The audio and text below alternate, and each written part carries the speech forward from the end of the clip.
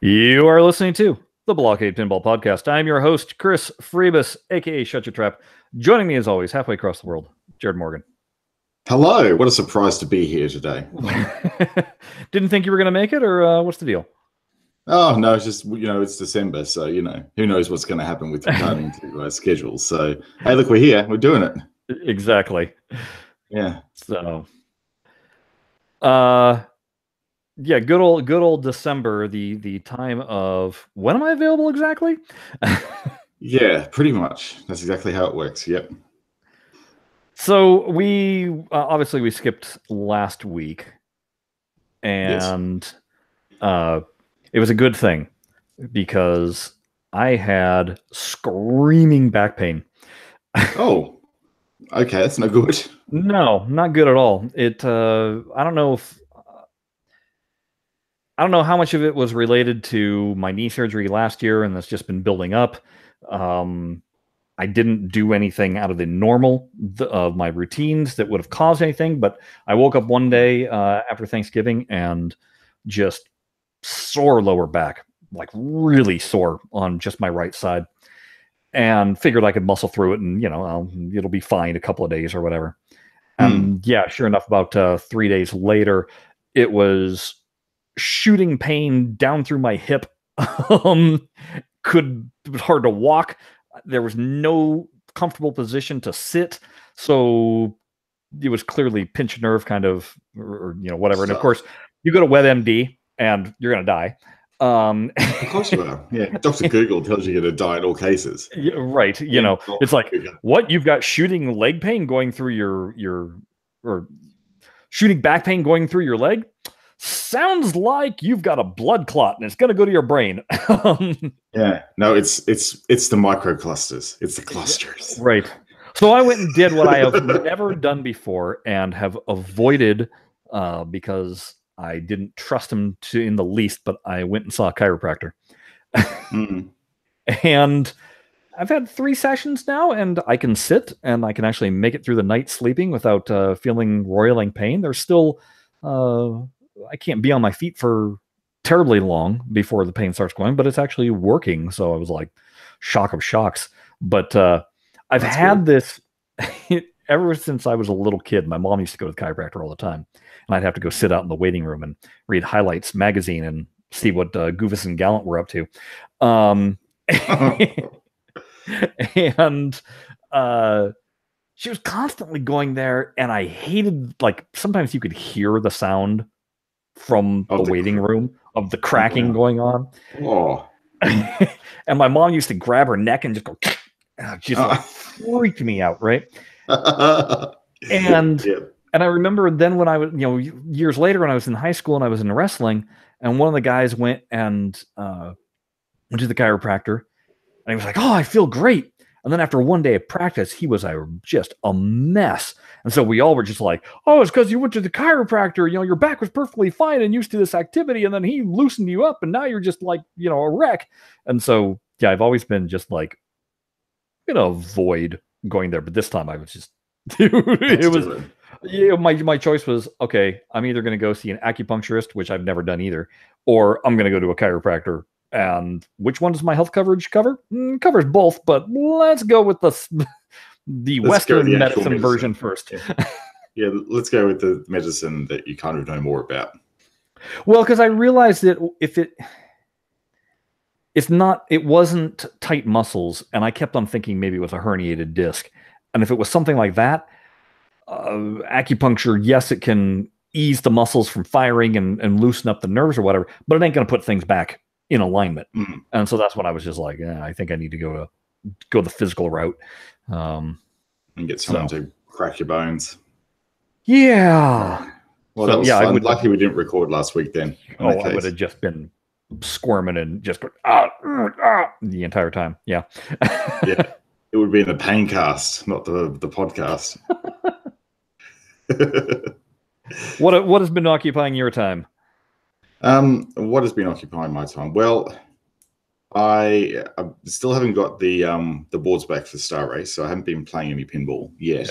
Okay. but I'm just waiting for the guy to get some spare time in between his commercial clients to be able to come and fit them and spend probably what will amount to be about 3 hours, bulletproofing the game after it's been abused so heavily in the African operators' hands. So it will be one of those sort of things that you'll just have to fit in, unfortunately. You posted a picture, and at first I was like, oh my God, that's not his table, is it? You posted a picture of somebody's job of clear coating. Do you happen to know what table it was that they clear coated? It was a wedge head, actually. It was an EM, and I think it was a card-based EM. I forget the name of it. Okay, actually, no matter what, it was old. It was old. It was definitely an old cab. And this thing, if you hadn't seen the pictures on my Instagram and on Twitter, it looks like someone just poured a whole thick layer of epoxy, I think it is probably, and then just sort of let it settle the way it wanted to settle. Right. They figured that, this stuff's thick. It'll fill in all the gaps and just leave a nice smooth layer on top. Yeah. That's not the way that stuff works. Not exactly how that stuff works. No, it made me feel really, really good about my clear coat that I did. Like it made me think that the clear coat that I'd done was just, gold standard stuff. Right. Because this thing looked like an acne-ridden face.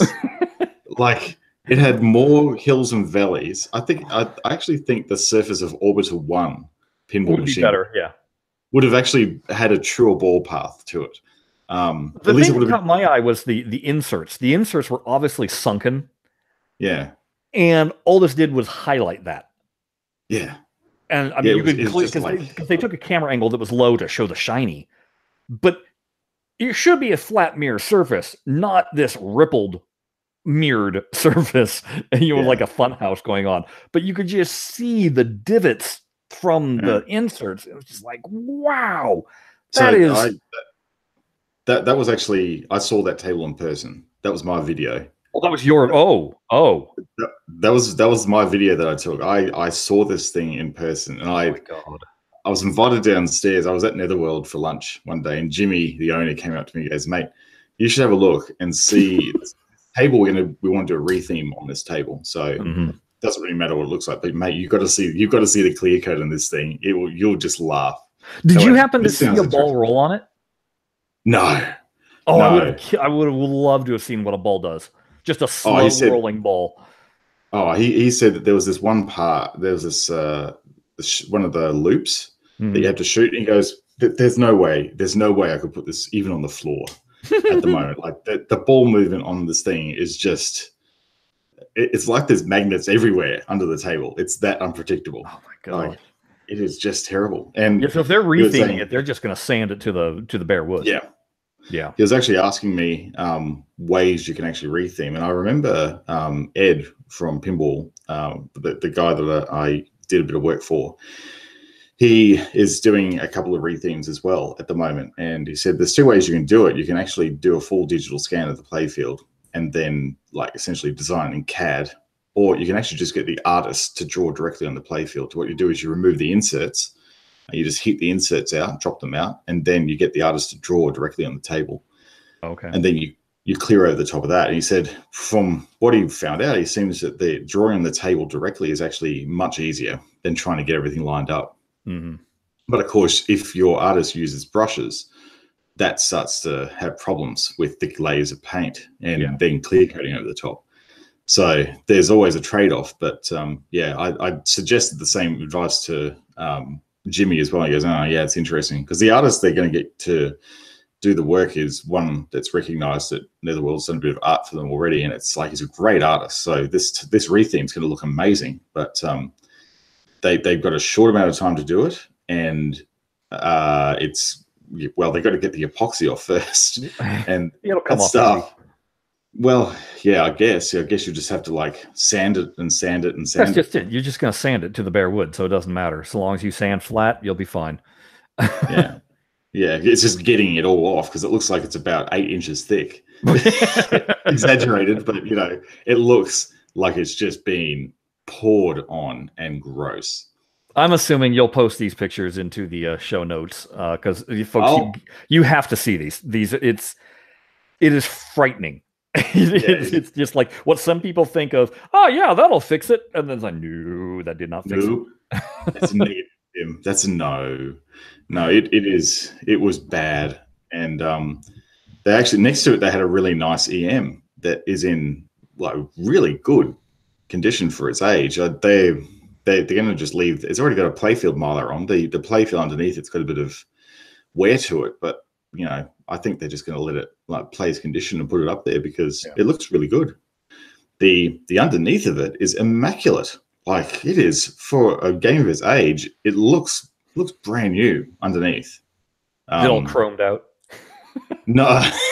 Can you imagine? Because I mean, with an EM, if you've ever seen on underside of an EM, folks, it's nothing like what a modern pinball machine looks like with servo work.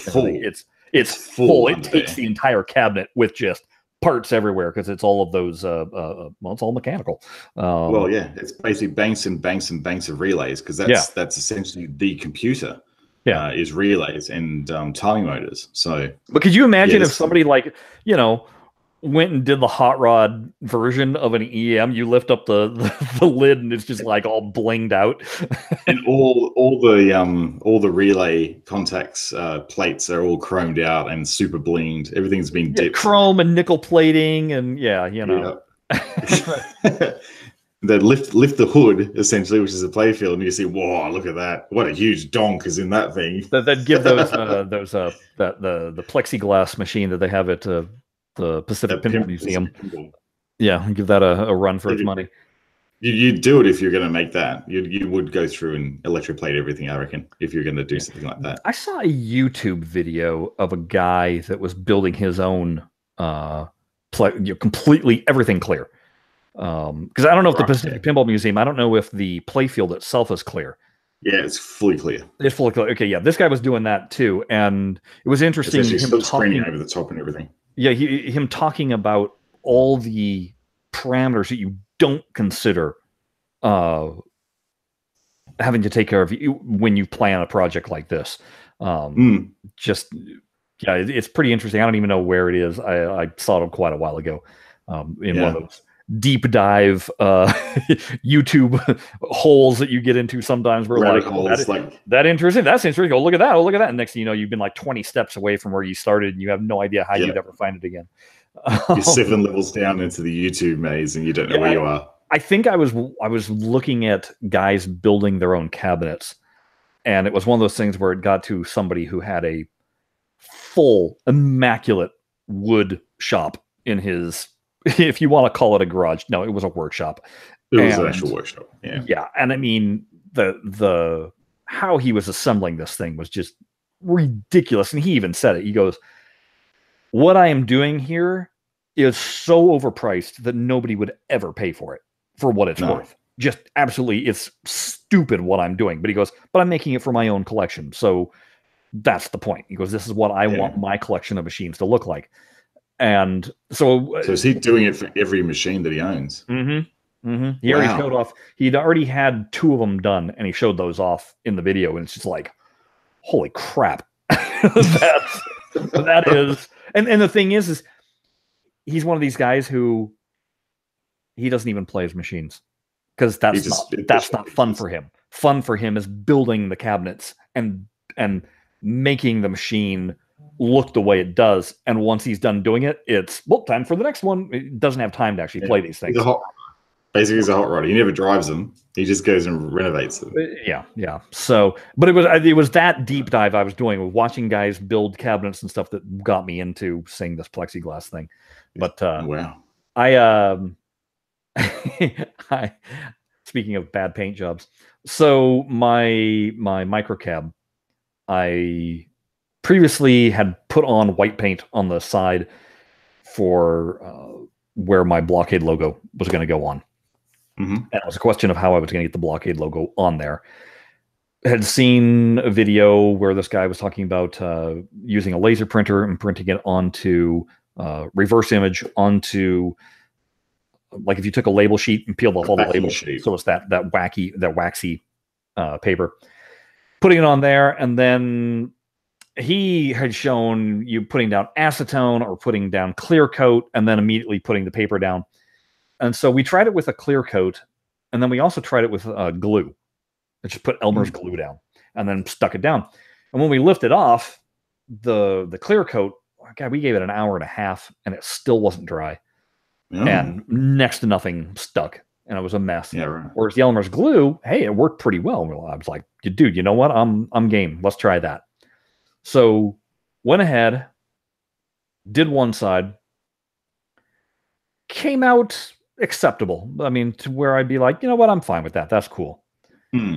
But the only problem was the excess glue. Like, we put it down, wiped it down, but then when we peeled it off, it would, like, because it was sitting there so long and because it's waxy paper, the glue had nowhere to go, and so it was starting to kind of bend the paper and kind of wrinkle the paper.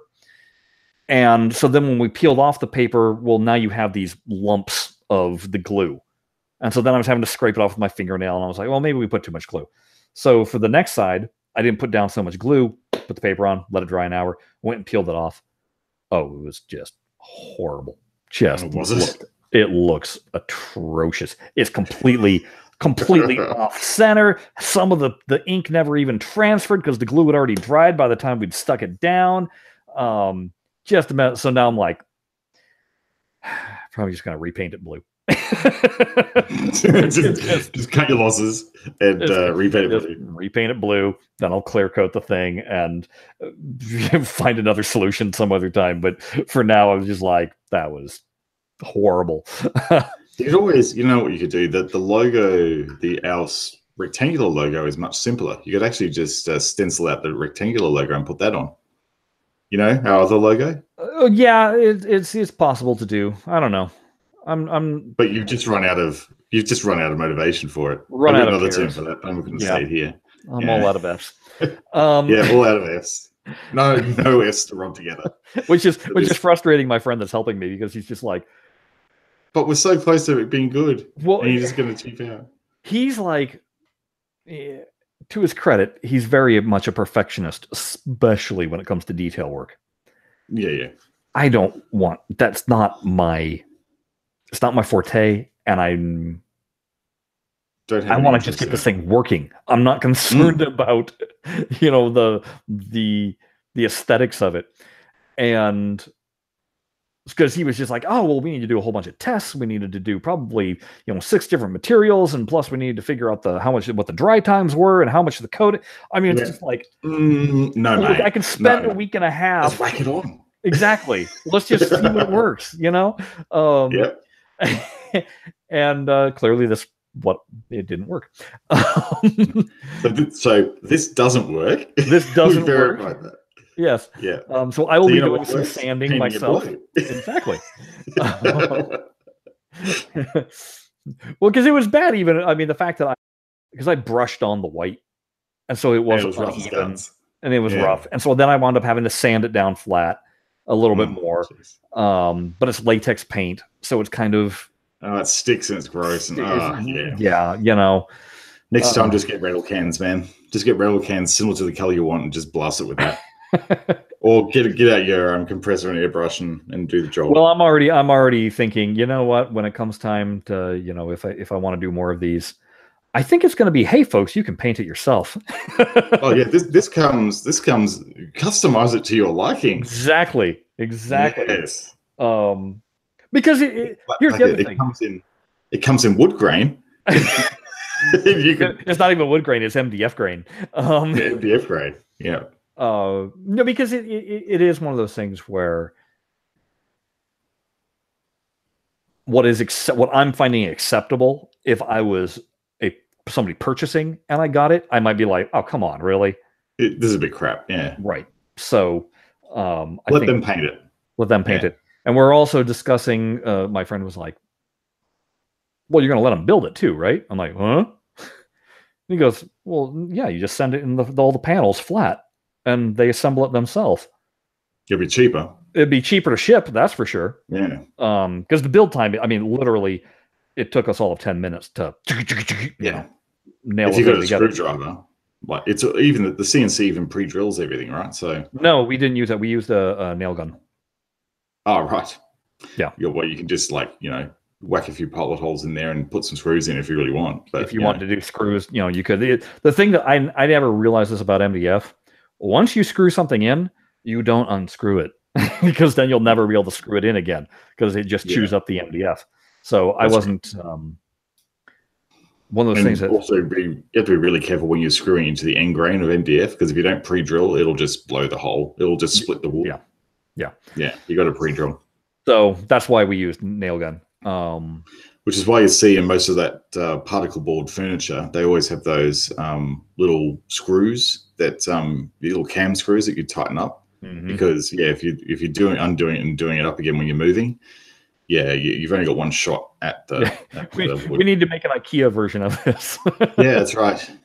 What would we call the IKEA flat pack version of it? The flooper. It'd be flooper. Flooper. Flooper. BlahCade. That's right. BlahCade. Yes, that's exactly right. I did go no. So in my infinite wisdom, I thought I went over to his last week to his house and to do wiring. I thought, okay, here we go. We're gonna bang all this wiring out. Yeah, it turns out that takes a while. Yeah, soldering does take a while. No, it's not the soldering even so much. It was measuring all the wire, making sure that the colors were where you wanted. Then it was a case of schematics. Like all of my LED wire had to have a resistor put into it. So it was splitting the wire, cutting both ends, then attaching it to the resistor, then soldering it to the resistor, then putting on heat shrink, shrinking that. Okay, now we've got it. And there's a lot of LEDs on this thing. I think I did something like 15 or 16 of those. Wow. And then I bought connectors for all the arcade buttons, but none of the connectors were the right size for the flipper buttons. And so my friend had some connectors that were the right size. And again, then I didn't have the proper crimper, which I had here at my house. Didn't realize would have been great. I could have used that. So I had to do a bad crimp job there and then solder all of those.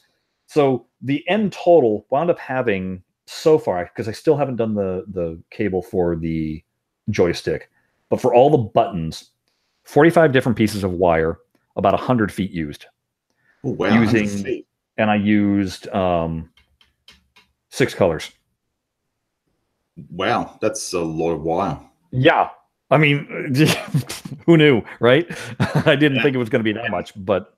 So your wiring, of course, you've got the top panel that lifts up, so you can't just wire everything to one surface. You've got to actually give it enough for the panel to open and everything, right? Well, because, what I'm doing is we're going to mount the board to the inside the cabinet instead of inside the lid. It's going to be in the cabinet. And so there were some wires for the buttons and the joystick that are coming from the lid. Everything else is coming from inside the cabinet. But then it was also having to do all the ground wire.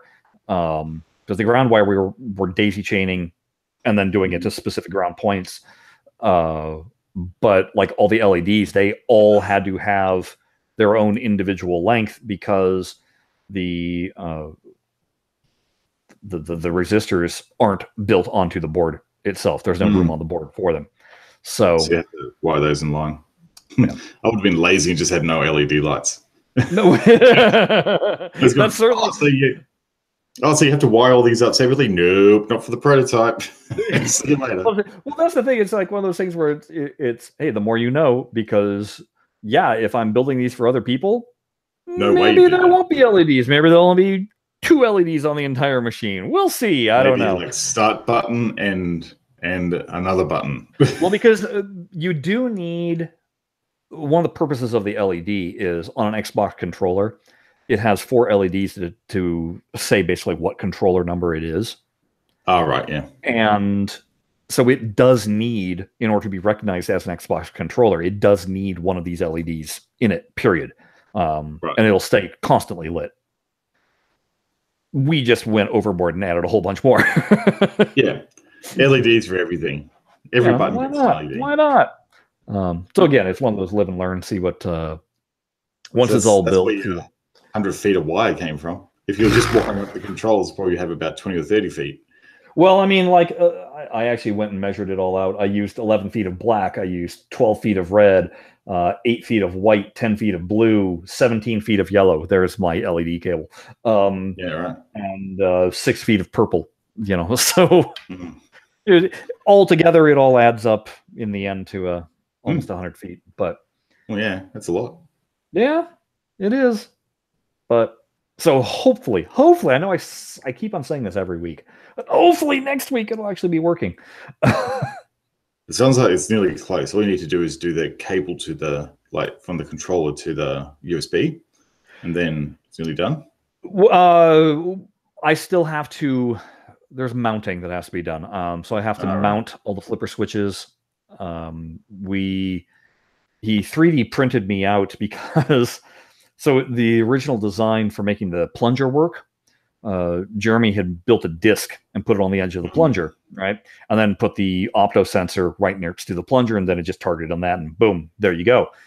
Well, the problem with using flipper switches, and Jeremy even mentioned this in his schematics, and I didn't really take it into account, but he moved the plunger over an inch away from the wall, farther than what it normally would be.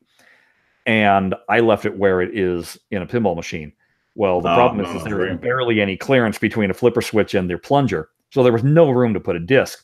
So what my friend did, he 3D printed a holder for the opto sensor, but then also made it so it holds a wood dowel that is in parallel to the plunger, and then made a big disc that goes in between those two. And so it just rides up and down on the dowel as you plunge. So there's no clearance issues. It actually works pretty well. I mean, it's in there like a rock. So you definitely, in revision to the cabinet, you would shift it back over where it needs to be. Like you would shift it to its position that was in the pin cab original spec. Not anymore. Now that we got this thing built, there's no need to. I mean, okay, it's fine the way it is, and it'll now look like an actual, pinball machine where the plunger should be, basically. So, okay. But yeah, so got to mount that. He's 3D printing some offsets for the board itself to screw in, because didn't have any of those. Would have thought you could just go and get some riser tubes from any electronic shop for that. Again, he's just going to 3D print them. Okay. He loves using his 3D printer, and I encourage it. So he used 3D print things. Like for instance, one of the issues was that I didn't buy the PAL nut that was all of 35 cents from Pinball Life. So he 3D printed some nuts that would work for that. So nice. 3D printer. They're handy to have, or know someone who has them, because you can literally print anything. Yeah, I like this little 3D printed keyring that says Pinball on it, which is pretty neat. Yeah, but yeah, they're great. So anyway, we'll like I said, I'm just going to paint this thing blue on the outside, on the sides, and then I'm going to clear coat it, and that way that'll be all done, and then we can go ahead and get everything mounted in, and it should be. I'm hoping it doesn't take long to actually physically plug all the wires into the board. It shouldn't. The hardest bit will be just getting all the wiring done, but when you're actually fitting the components, that's actually really quick. Yeah, because you feed the button through. You screw. Oh, geez. There's my wire. It's just a whole nice loom. My looms, and I still have to put connectors on. So some of these, like this is the connector that's going to go to the flipper buttons. But these other ones I still have to put on the connectors that I bought that will work on all the arcade style buttons. So I still have to do too. A lot of crimping and stripping and crimping and stripping. Yep. Yeah. Well. Oh well. You'll get there. You might be done by Christmas. You know what? It'll be done by then. It did better be done by then. Yeah. God damn it! It'll be done by then if it kills me. You know, I was speaking of playing pinball, not sitting down. I'm standing at the moment at my makeshift standing desk in my room. Yes. Because, you know, I've switched to this thing for any recordings I do, because I was getting the crazy Blair Witch effect whenever I moved slightly with the laptop on my legs. It was just like, it looked like I was on a roller coaster. So I wanted to spare the viewers that actually watch this YouTube that experience. And I've got this standing up here. And of course, you know, being the Surface Book 2, I've got my power plugged into it here. And, you know, if I ever want to play things like FX3 or Pinball Arcade, this, because of the way the discrete graphics, the GPU on this thing works, you really need to have the computer plugged into power for you to actually run the GPU at maximum settings. Otherwise, it just doesn't draw enough power from the battery, and it just ends up running like probably a GPU half its processor speed. So here I am. I'm standing up, and I go, well, I'm going to finally go and play FX3 and try out the new tables. Right? Yeah, great. This is going to be awesome. So I stand there and I grab my Xbox controller. I'm just standing here like I am now, you know. And then I start getting into the games, and I find myself like doing the pinball movements. Oh yeah, the body language. The body language, the pinball body language, when I'm actually flipping things like, you know, Medieval Madness and getting into it. And I'm going, yeah, it was actually improving my game on these tables to actually be standing up, even though the controller was just like, I was literally holding the controller down near my legs, basically, just like relaxed, but just flipping it like without any sort of load on anything. And it sort of felt like I was standing in front of a machine in a way. And which is why I was doing the movements that I was. And even though those movements did not translate in any way through the controller, it still felt like it was having effect on the way I was flipping. Yeah. Like those quick flips that you do to save the ball seem to be easier when you're doing that. And, you know, just doing the old pelvic thrusts to get it up the ramp, you know, it was helping. It was helping me get into the game, and certainly helping on some of the newer titles that they released. So, and that's what I'm looking forward to with the microcab, is because those movements will actually work. Yeah, they will translate into physical. It'll translate, yeah. So this was you had not played the beta at all. No, I've been flat out busy with work and all the other stuff going on at home that I'd not even had a chance to install the beta. So I was with fresh eyes going into playing Attack from Mars, the Party Zone, and Black Rose. And yeah, I'm pretty happy with what I see. They're very, very good. There was not much difference done between the beta and the final release. When we got beta, really. Well, because I mean, when we got beta, there were some ball issues, some collision issues that seemed to get sorted out rather quickly, and then there was some animations that were clearly broken. Alphas. In some respects. But beyond that, the gameplay was fairly close. They made an adjustment to the center shots on Attack from Mars and Black Rose, because prior they were virtually impossible. And so they made it so that I found them pretty challenging to dial in. They are, and as they should be. They shouldn't be gimmies. Right. They're long shots. Yeah. Yes. And that, you know, Attack from Mars, it's a dangerous shot. It should be a dangerous shot. It should be a straight down the middle opportunity. Even danger if you every time. Yeah. I mean, I really felt that. And the way they tuned it, like compared to the Pinball Arcade, like you shoot it up there in Pinball Arcade, and it's almost like it's on a pre-programmed trajectory when it ricochets around inside the saucer chamber. Yeah, it's going to go to one of your two flippers. Yeah, and then it just comes back down and feeds. It seems to feed on rails compared to this one, which is like, I'm going to have to intervene here because this ball is going straight down the guts. And I've already read plenty of comments on the Digital Pinball Fans forum of people talking about how, I don't even bother shooting for the middle until I have multi-ball. Just right. It's safe, you know, that way. That there's balls that I can lose that way. You have some balls in line that you can actually like sacrifice. Yeah, it's a tricky shot now, and it's great. It's great that they did that. So the other thing that I checked out that I found for me, I know we talked about this at length, but the strobe multi-ball for me is exactly as I remember it when I was playing it. It throws light exactly the way that I would expect it to throw light. It really does look really well executed. I've never played the Steam version on the Pinball Arcade, but I don't really have a reference there to compare, but it's throwing light everywhere just like it should. And I'm really happy with it. Like, it looked great. I went, yes, that's perfect. Yeah. So very happy with that. Overall, I think shooting the ramps, not as easy as Pinball Arcade. Again, the railroads really do play a part in Pinball Arcade, especially on those earlier tables where they had to use railroads to actually get ramps to work properly, and they just really feel unnatural. I mean, I'll even point out on Attack from Mars, when you shoot the scoop and it ejects the ball, it does not eject the ball the same pattern every single time.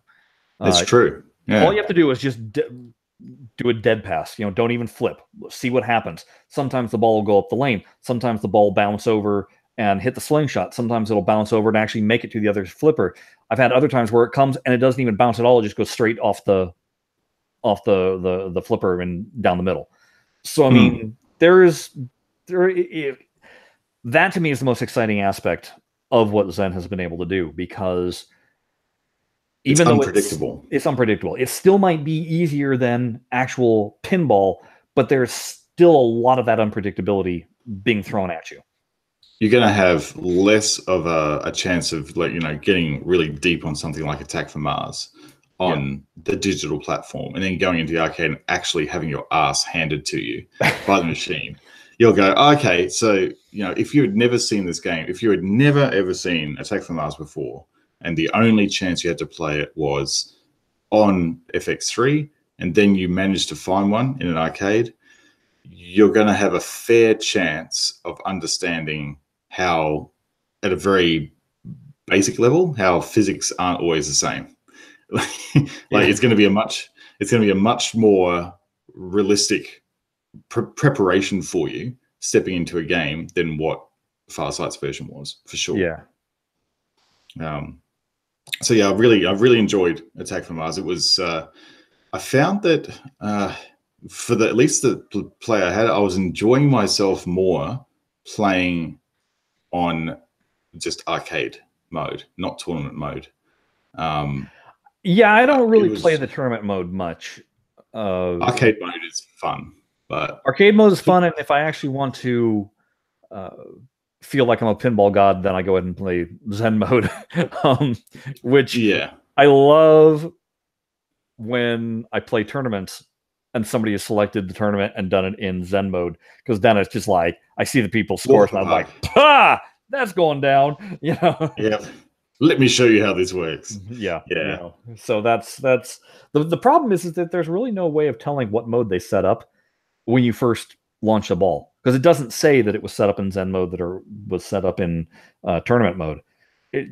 So you'll launch a ball and you'll be thinking, it's Zen mode, and then you're like, whoa, why did I drain so fast? It's like, that would be okay. So it's So the next one, I went through all of them. So I think the next one I went to was the Party Zone, and of course the first thing I did is switch on the mash that Y button to get the Zen effects. And the thing that I would say is overall, the effects are great, but I really dislike Captain Bizarre flying around. I think the biggest problem that really annoys me, and I will actually mash the Y button again to stop this, is the bonus count. Like when he gets knocked off his rocket and he flies back around again, it takes so much longer for the ball to actually focus back on the plunger lane so you can do your skill shot. And with the Y button, when you remove all the chroming, it's much quicker. Because, it really sort of frustrates me. In fact, in general, I found that when you're actually ready to shoot the ball, it takes a little bit too long for the camera to zoom in on the plunger lane and give you that plunger view. for me. I don't know if it's a setting you can What's change. interesting, and somebody cued me to this on Steam messaging, if you turn off the Zen calls it action camera. If you turn off the action camera, it also turns off your plunger lane, your plunger shot. Oh, it will not scroll down to show you your plunger shot. Huh. So you have to have action camera enabled, but then you can, like you said, push the Y, turn that off, and it'll still angle down and show you the plunger. It's one of those things we're going to have to mention to Zen and say, like, hey, can you separate the plunger vision from the action cam? Because it should always visible. Yeah. They should be disconnected. And they should be faster. Like the ball, when the ball hits that switch, it should immediately like go down to the plunger lane. I'm finding it's like 2 or 3 seconds at the moment before it's one of those things where it was fine when in Volume 1 when all the tables were pretty much auto launch. You didn't need the plunger. Plunge tables. But for plunge tables, yeah, I agree. It should be a little bit quicker to go down there. But then again, I'm also like a massive hurry of a game. Well, yeah. I mean, I think for this particular part of it, they should actually take a look at what Farsight's done for the plunger camera. Well, just for this part only. I asked them in the beta because even when you go into plunger vision, it's not aligned properly. No, you still cannot see where the plunger is plunging down to. You can't see that at all. And I was just like, just put an external graph gauge so that we can see it. It's going to be digital, fine. It's of your own creation, but at least then we're not measuring purely off of the look of how far you're pulling the plunger. You can still actually use the gauge that is on every single pinball machine in the world. I'm using the carpet as my plunger gauge. Right. Yeah, and that's not really ideal. I mean, particularly for like, it wasn't really a problem in some of the Farsight tables, to be honest, because the plunger physics were actually pretty sketchy on some of the tables. Yeah. So where there was literally a 1 pixel difference between making a skill shot and wildly blowing it. Yeah, I'm talking to you, Taxi. Yeah, it was terrible. And, for that, you just basically, on those tables, they usually just plunge randomly and just hope I got something, because literally that's what you had to do. But, Zen's plunge physics and physics in general are just so tight that you could pretty much accurately plunge every single time if you had that gauge visible. I still say they need to double check, and I don't know if this is part of their physics equation at all. I certainly know it was not part of Farsight's. There's different springs for the plunger. There are, yeah. Of different tension. And I even looked up, because Black Rose was the one that I was like, my gosh, you barely pull back the plunger in order to make the skill shot. If it'll make it at all. It's either going to go bloop or go right past it. I mean, it's narrow. So I looked up what spring Black Rose uses, and it uses the second to lightest spring. Twilight Zone obviously uses the absolute lightest tension spring that's out there. So I've actually played Twilight Zone with a heavy spring in it. Oh no. And it was really tricky to get the skill shot. I actually ended up having to bump the plunger, not plunger, because that was the only way I could reliably get that. Basically. Yeah. It was so tough. Yeah. I mean, that's one of those things where I don't know if Zen has taken that into account. Again, I brought it up in the beta, but I don't know how much attention anybody paid to it. But there are certain tables in the future, like for instance, if they do Cyclone, we're going to need a proper plunger, or Bride of Pinbot. You're going to need the proper spring in order to make those skill shots that they have. Because there should be a little more forgiveness with what you have. The plunger should allow you the precision you need to make the skill shot as it was designed to be shot. Yeah. And that's, as you say, the absolute reason why they have plunger spring strengths listed in the bill of materials, because if you don't have that spring set correctly, you're going to have a bad experience plunging and actually using the skill shot the way the designers intended. Before you move on to Black Rose, I don't know how much more Party Zone you have to mention, but I've got no more Party Zone. Okay. What did you think of the animations on Attack from Mars? The animation. So I like the missiles firing off. Everybody loves the missiles. That looks awesome. I love that. I think the Army General needs to get himself a bazooka instead of a pistol. rather than his little instead of his little whatever he's got there, a little Colt or whatever he's got in his belt there. I mean, you know, a little pew on the saucer, and he goes, "Oh, that's such a big weapon! I have to fly away now." I do like the saucer flying around though. Yeah, I only noticed just today that when you're in Martian mode, where you're trying to shoot the Martians, that each time you hit their bank, he fires his gun at the Martian. Oh, and I didn't notice that. I didn't notice that before. Oh, I didn't notice that either. Right, that's cool. So you got to shoot the Martians, literally. Shoot the Martians. That now, cool. See there, the pistol would make sense to me. Yeah, but he needs to get a rocket launcher. He totally needs to get a rocket launcher. I agree, because just even going pew at the flying saucer, really, that's going to make the flying saucer leave? I don't think so. No, exactly. So I think that is the only thing that I think they could probably improve. Just that effect when you actually shoot the saucer, or just make him not shoot it at all. Basically, would be an easier fix. So Black Rose. So Black Rose, yeah. So Black Rose, I found it quite dark, to be perfectly honest. The table, especially when you have all the Zen chroming on it, the table is really dark. It's a dark table. It is a dark table, but and people have the same complaint in TPA also. Actually, the complaint that they had, and I found this in one of those searches of info. They were complaining about the ball was dark, and in the beta, the first beta, the ball was rather dark on Black Rose also.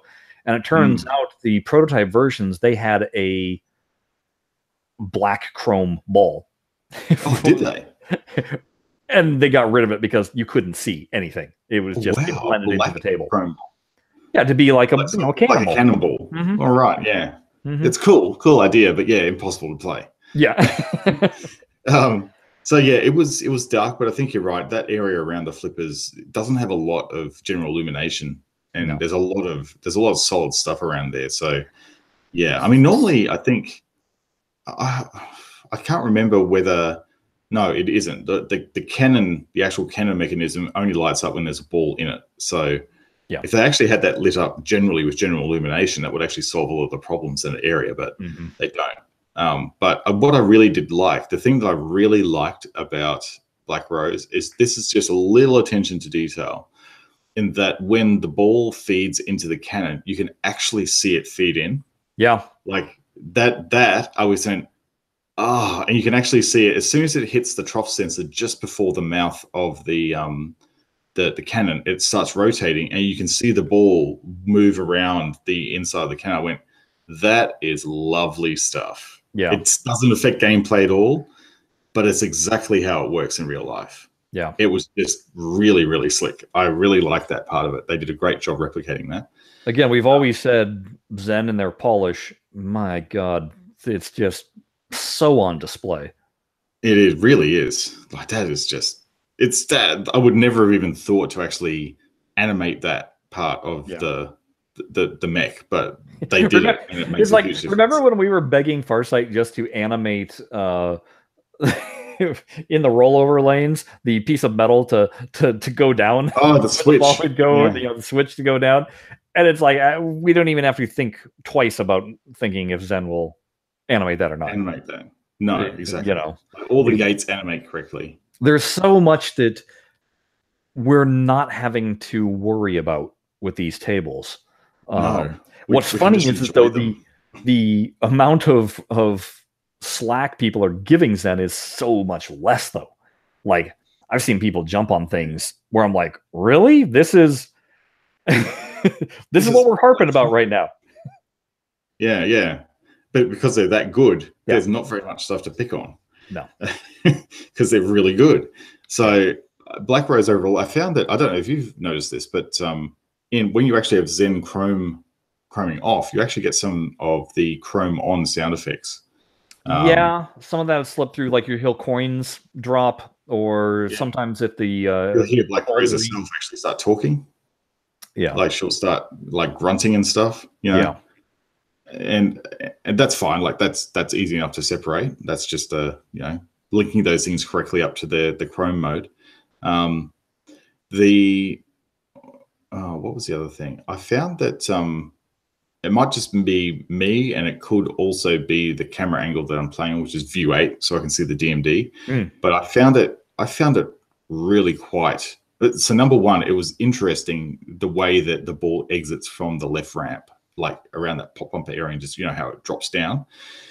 It feels so slow compared to TPA. It feels like the TPA version will send it flying out of that behind the playfield ramp assembly, and just shooting it really rapidly towards that upper right flipper. But in Zen, it feels like it's being restricted behind the ramp that's behind that backboard there, and it feels weird. I remember the ball exiting that area on production machines fast, like because there's nothing stopping it there. It just shoots straight out and drops onto the playfield. So I think there's something a little bit off with the tuning up in that area, personally. Yeah, I wouldn't. The few amount of times that I've played Black Rose, I never made that. Noticed it. So, no, never noticed it. Interesting. It might be me. I have not played a Black Rose for a long time, probably since the late 90s. So my recollection of it could be hazy. Yeah. And the other thing is, and I've noticed this just across the table with Zen's tables versus if you go back and you play Farsight's versions, the vacuum ramps on Farsight's are so much more apparent compared to when you play it in Zen's. Ball, I mean, you can see it where the ball will rattle up a lane sometimes, and in Zen the ball traveled perfectly every single time, kind of thing. And especially with ramps that are big looping deals. On Zen, sometimes they'll just slowly roll, and you're like, is that going to roll back on me or not? And then it'll come down with the proper speed. Whereas in DPA, it was like, oh, I slightly got up the ramp. It's going all the way around. Oh, suck it up there. That's right. It's like it's got one of the accelerator magnets on it. Yeah, so it's hard for me to judge that kind of thing when I haven't gotten my hands on the real table in a very long time. And that could be the problem I've experienced. There could be a vacuum ramp effect on that back part. Yeah. And that could be what I'm experiencing there, and it may not be that fast. But I think the thing that I'd loved as well is when I was, just very quick as an aside, like playing tournament mode on, I think it was Attack from Mars, or no, it was a Medieval Madness, and shooting that left ramp, like you were saying, it just creeps around that back of the ramp. It doesn't go fast around there in tournament mode at all. You do an absolutely perfect shot. I was going, oh, is it going to make it? Yeah, there we go. And that's a good feeling to actually go, oh, I don't know if this is going to come back on me or not. Yeah. And that was never something you could experience in BlahCade. It just wasn't a thing. Yeah. So that was kind of delightful. So that was my experience on FX3. I love the new packs. I think they're overall excellent. And I've actually played the Party Zone more than I did on BlahCade because it just feels better. I've experienced that too, and it's funny because initially a lot of comments I was reading where they were just like, God, I don't even know why Party Zone's in this. And then it was, I played a couple of games of Party Zone, it's a one-shot table, blah, blah. I don't find it a one-shot table at all. I find the physics you can play it as a one-shot table, but that's not. But you're not going to go very far. No. Yeah. There's other points to be had on that table, like the way out of control shot. It's a really high-scoring shot if you can nail it. And it's a hard shot to hit. It's late on the flipper. Yeah, it's fun. It's fun to shoot though. Yeah, and the thing that's neat as well, and this is another thing that Zen has emulated faithfully, is that if you do a soft shot up there, you can sometimes double trip the switch on the way out of control lane. You get 2 1 million awards. Or like big awards, just because the switch just gets triggered twice. Yeah. With Farsight, it would be a vacuum lane that would just kick out, and you would never get the chance to do that. So, well, speaking of vacuum lanes, the other thing I did is I mentioned earlier in the show that I went to Netherworld for a bit of lunch, and I saw the terrible machines they had in the dungeon. They call the nether regions of the Netherworld. It's like where they store their beer and stuff downstairs. It's literally the cellar. And up on the floor, one of our operators who feeds games into Netherworld had put a centaur on site. Oh, nice. And it was a centaur, not just a centaur like in player's condition. It was a centaur with a PBR butter playfield on it. So this is one of the top line pinball, not PBR, classic playfield restorations or whatever they're called. Yeah, CPR, yeah. CPR, highest quality playfields. This thing, the gloss on this playfield is outrageous. It looks amazing. Yeah, when you see one of those that isn't yellowed, it's quite stunning. Oh, it just looks incredible, this thing. And it's been tastefully LED'd. And the back glass, I don't know if it's an original. It looks like it's still got the reflective mirroring on it, but it is mint as. Like, it is just beautiful. Anyhow, I started playing this game and I'm going, okay, so I've only ever experienced this on Pinball Arcade, so I know I'm going to get my ass handed to me when I play it in real life, because it's a terribly brutal table, terribly brutal. And I was not disappointed. it was delightfully punishing on my wallet, and I kept on putting money into it, a lot more than I probably would have any other machine there, because it was one of the thing about Centaur is that it's one of those, just play one more, just one more, I'll be able to get it. It's a classic bait technique that they used on that era of games. Yeah. So the thing that really, that actually didn't surprise me was the ball jump back. The out lane bouncing it back into the in lane. Yeah. Yeah. That is, I was wondering, where's the vacuum? Like, I wanted the magnet to suck the ball back into the out lanes like it did on TPA, and it was not sucking it back in. The right out lane was more lenient than the left, but the left, geez, it is entirely dependent on how good the rubber is. And this was just rubber, right? And then it's also, you got to time the nudge correctly, and you have to nudge correctly. I mean, it's not just a nudge to the side; it's a kind of a nudge up and to the diagonal side. nudge. Yeah, diagonal nudge. And when you get it, it's a satisfying feeling. Oh, it's so good. Oh. I got it a couple of times. They're going, oh yeah, you feel like a pinball god until you drain immediately after it. That's right. You're so excited that then it goes straight down the middle of the door. I did it. Oh, and there it is. Yeah. Down the hole. No, it was a delight to play. And I actually, the operator was there. He actually, very luckily, I came on the day they managed to get it working again, because it blew a transistor. Okay. And it was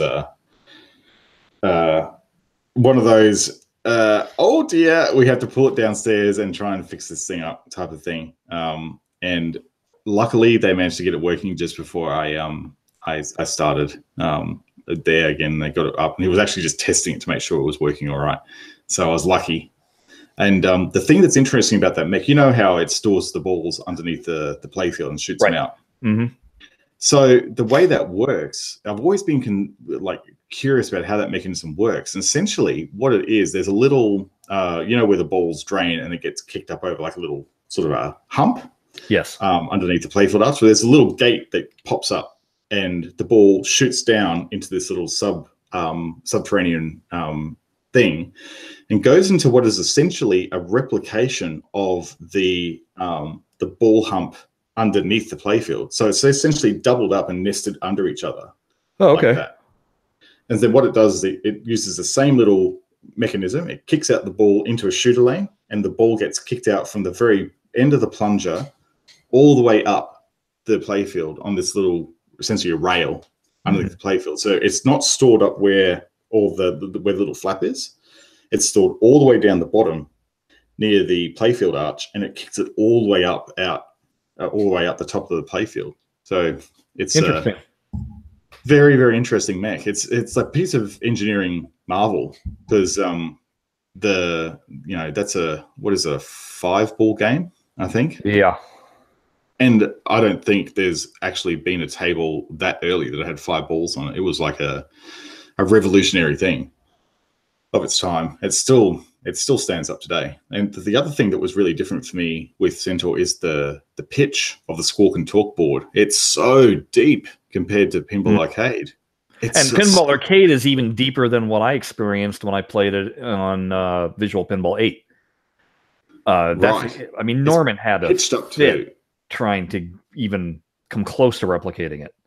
I remember. Because it's so deep. It's like he sounds demonic. Like, and that's obviously the thing he's going for. But it's in TPA, it just sounds, it sounds completely different. Everything sounds light and fluffy in comparison to when you play in the arcade. It's very weird. Boy, what in the heck would Zen do with that table? Oh, imagine the stuff they could do on it. Oh, it'd be amazing. I mean, it's a busy visual table as it is, but it's like, what enhancements would they do to that table? I wonder. I reckon that they'd have Centaur riding around the playfield for sure on his bike. And they might even have him like ghosting up from the playfield and lifting. Yeah, I could see that. Yeah. Yeah. Be interesting. I think that's what I would think they'd do, because it was like, it's black and white. It's such a monochrome table that actually having the playfield elements lift up from the playfield and start to interact with the ball, that would be a very cool look, I reckon. Which they've done on like Sorcerer's Lair. Yeah, with that's right. Yeah, coming up and stuff. Yeah, that's the sort of thing I'm thinking of. Like that sort of animation would be really slick. But yeah, I mean, I would always, because whenever we bring up Centaur, I always bring it up. I would always say do the ROM enhancement, but they already said they won't change rules to the tables, so I won't. I guess I won't even bother bringing that up to them. But no, yeah, that's one of those tables where the glow balls look fantastic. Oh yeah, I'd imagine they look amazing. Yeah. But yeah, I will be going back, and providing it's still working, I will be playing that probably more than I should, because it's a lot of fun. I love getting my ass handed to me over and over again by a pinball machine of that caliber. Speaking of cruelty, there's a guy over on Digital Pinball Fans, goes by the name of Eternal21. He set upon himself a task of going through all the wizard goals in table order through Pinball Arcade. And he will not move to a new table until he has finished all the goals on one table. Is he up to Safecracker yet? Yes. This is why I want to bring this up. So he's up to season 4. He spent on Starship Troopers 53 days. 53 days getting through. I would go nuts. And what is he? And the very next table he has to do is Safecracker, 14 days. He says the only way that he got 14 days. The only way he got through that was never shutting off his console. Oh, and keeping it so he kept the game state. So that he could get all the tokens. Wow. And then I'll just rattle since we're on it, but he did Jackpot in 14 days, Addams Family in 12 days. This is the one I'm impressed with, Phantom of the Opera in 6 days, because I cannot do the 5 combos in a row to save my life. That shot just slayed me. Roadshow in 2 days, Party Zone in 1 day, Cyclone 1 day, Earthshaker 0 days, Xenon in 0 days. But yeah, so he's going season by season through all of these. But oh my God, I just saw that Starship Troopers in 53 days. And he goes, it got to the point where he said he was only doing 1 game a day. I was like, I'd be so sick of that thing. Oh, I couldn't. I would just be so frustrated. But it kind of made me think about when I'm playing these tables now in Zen. Like, for instance, when I play Attack from Mars, I'm thinking of, okay, I don't want to hit the center shot once I've activated one of the lanes. I want to get all 4 lanes activated before I hit the center shot, because that was one of the wizard goals in Farsight's version. And I'm like, wait a second, it doesn't matter. It's not going to ruin anything. I can just, just play it. Yeah, and I've found that with a couple of the tables where all of a sudden that particular wizard goal that just killed me in TPA, I'm trying Come to back to do, haunt you. and there's no need to do it. I don't have No, to do it. It's not beneficial. no. You do Which not makes need me to rule the universe. no. Which, well, I was Other gonna say, thing. it makes me really happy when it comes time for them to do like Funhouse, and I don't have to do that godforsaken 4 combo shot. Oh, yeah, there's some terrible, terrible goals that they set in Pinball Arcade. It just makes you go, "What were you thinking? Were you having a really bad day that day when you were creating the goals and just you go, you know what? Screw you guys. You've been saying bad things about us on the forum. Here's your next table goals, suckers. Go and get those." I mean, well, and it's one of those things too where you realize, people have commented, what is about the only thing that Farsight has done for sure, 100%, hands down, better than Zen is the instructions, because yeah, definitely. Farsight basically exposed absolutely every single Easter egg of scoring that there was. Yeah. So, on that respect, yes, their instructions are great, but you kind of needed those in order to understand how to do their wizard goals. Yeah. Yes. Exactly. Like they needed to provide the full set. But I've never seen a player in my league go, "Oh yeah, I need to hit those things in all in a row so I can get the 4-way combo." That's not worth their scoring. They don't care about 4-way combos. And not worth it. Yeah. There's What's much the biggest easier, points I safer, can get? and more point shots. Yeah. So no one cares. That does not make you a wizard. Getting a silly 4-point combo. It is, how big's your score and how much have you blown up the game? Yeah. So yeah, I like the wizard goal. I managed to just flick one on, I forget what it was. I think it might have been Attack from Mars, and I just managed to get one, and I don't even know what it was. It felt really random. It was like, oh, that's a wizard goal. Okay, no, sure. Yeah, when the wizard goals pop up in Zen, I often just go, "Oh, really? That was okay. Thanks." Didn't know, but hey, we're before we get ready to go, because we're getting to that point. Want to mention Zen just announced their new game that they've been working on, which is an RPG called Operencia Stolen Sun. It looks like a first-person RPG, from what I can tell. Yeah. Check out the trailer. Doom, but with magic. It is certainly not Orbles. No. it's really got a lot of polish. But the reason why I say check it out, because me and Jared have this theory that whatever the original IP table that Zen is going to be coming out in the new year, we believe that it's going to be their IPs. So we've already said Disco Dodgeball and Infinite Golf, whatever that is, the golf game. Yeah. And then we found out that there's a third table. And I'm like, well, here it is. There it is, maybe. So that's what we're laying our money on, that they're doing what they did for Castle Storm and making versions of all these. What do you think about that? Like, they've already got the game mechanics for Skyrim that allows you to maintain your progress in the game. Yeah. So, transfer that over to this new RPG title. And of which then they've already clearly done all the character models, all the story, everything's already worked out. It's just a matter of, applying it towards Pinball and how you will. But there you go. Makes sense to me. I want to, what I'd love to see from them is a multi-arena table. So a table that actually you jump from full playfield to full playfield to full playfield through like a ramp system or something like that. I think that for their original properties is where they need to go next. As if you had 4 pinball machines lined up next to each other and there was a pathway between them. Essentially, yeah. I've seen it done many times in digital pinball before. There's a game called Flipnik on PS2 that did a really good job of this. And even some of the mobile games that I've played actually had multiple playfield implementations, and it's fun. It's really fun because you get a different feeling in all the different tables that they include in the one sort of table universe. And it's a great way to play pinball, especially digital pinball. It's like, this is one thing you certainly couldn't do in real life. So why not go the extra level and just go nuts with it?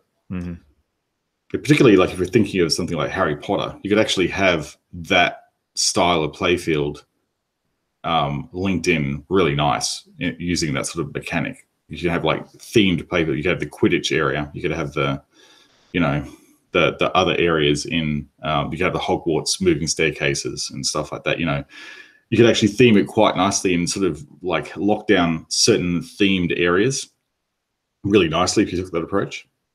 So, I mean, Zen has done that in terms of their mini playfields. Yeah, to an extent, yeah. Like you go and you sort of warp off to this little mini playfield, but I'm talking like a actual physical camera zoom over to the playfield as your ball moves down the ramp to it. That sort of thing. That's what I'm looking for. Okay. We'll add that to the wish list. Yeah, if they wanted to, so they could absolutely do a remake of Revenge of the Gator on on Game Boy and do a full 3D version of Revenge of the Gator for me as well, because that would be great as well. Okay. That's another multi-screen, multi-playfield table. It looks really cool. It would be great if they redid one. Well, while we're speaking of wishes, we wish that you would go over to redbubble.com and search BlahCade, and that way you could find our wonderful t-shirts. A couple of people have been posting themselves wearing the shirts, and we appreciate that. So yeah, if you go ahead and you buy one, make sure you post it on Twitter, and let's see what you look like in it. See what kind of shirt you bought. Looks like currently everybody's buying the standard version. So I'm waiting. I recommend the heathered versions. They're quite nice. Yeah, and I'm waiting to see, you know, a hoodie in action or something of that nature. But anyway, yeah, redbubble.com, and just type in BlahCade for your search, and that'll search you on your pathway to finding all manner of product and color variations that you can choose yourself.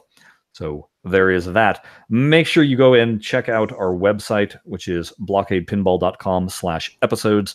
There you will find all of the previous shows, as well as show notes that go along with each episode. And Jared likes to post videos and pictures depending on what we were talking about. It's quite dynamic experience. If you haven't checked that out, please do. Just like pictures of the terrible playfield. Yeah, exactly. That we mentioned in the show. You'll see those. Exactly. I'm going to just put this out there because you can. We do have a YouTube channel, and you can actually subscribe to it. And if you are one of those people that prefers watching us, because we're so sexy, rather... Yes. Well, that brought up from the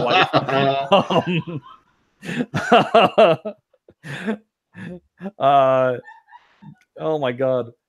Well, that was much more funny than it really was. Apparently. So anyway, subscribe to our channel, and that way anytime one of our videos pops up, you'll be aware. Our videos are immediately available after we finish the podcast, as opposed to the actual podcast, which takes a couple of days for Jared to do some post-production magic to and get posted. So yeah, if there's anything that you are wanting to hear about immediately, cannot wait, then go ahead and subscribe to that. And let's see, what else do we usually... Oh my God, she won't shut up. She's lost it. So why don't you go ahead and also follow the show on Twitter. It is at BlahCade. You can also go ahead and follow myself. I'm at Shut Your Traps. And Jared is at Jared Morgs. And that way you can you don't have to wait for us to announce things in the podcast about, you know, horrible playfields or bad photos or bad paint jobs on our microcab. You can just see it for yourself in the Twitter feed. Yeah, you can. All right. Again, it's December, folks. Who knows when we're going to be striking again? It might be next week. It might be 2 weeks from now. I don't know. It might be 3 weeks. We'll find out. We'll let you know for sure, though, in the aforementioned methods that you can follow us. But for now, we appreciate you listening and viewing. Until then, we'll talk to you later. Bye-bye. See you later.